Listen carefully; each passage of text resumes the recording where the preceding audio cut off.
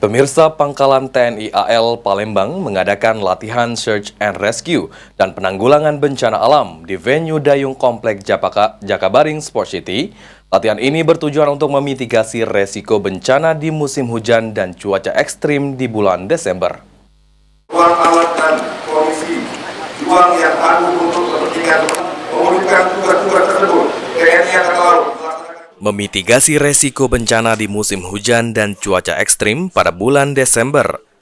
Lanal Palembang menggelar latihan SAR dan penanggulangan bencana alam di venue Dayung Komplek JSC. Dan Lanal Palembang, Kolonel Laut Faisal, mengatakan latihan ini untuk menguji kesiapsiagaan antar koordinasi, antar instansi. Simulasi penanggulangan banjir telah dilakukan. Hal itu mengingat potensi banjir sangat memungkinkan terjadi saat ini, terutama pada bulan Desember. Mengingat posisi geografis Indonesia yang rawan bencana, latihan ini untuk memastikan kesiapan dalam menghadapi situasi darurat serta melindungi masyarakat dari dampak bencana. Latihan ini melibatkan Basarnas, BPBD Sumatera Selatan, dan 200 personil dari Lanal Palembang.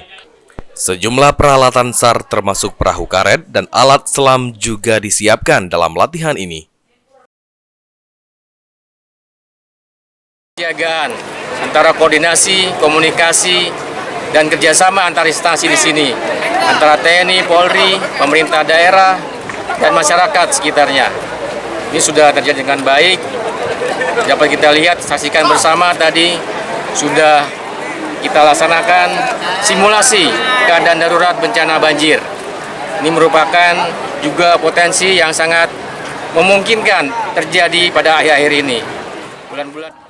Ditambahkan dan Lanal Palembang, dirinya berharap ilmu dari latihan ini dapat diterapkan saat bencana terjadi.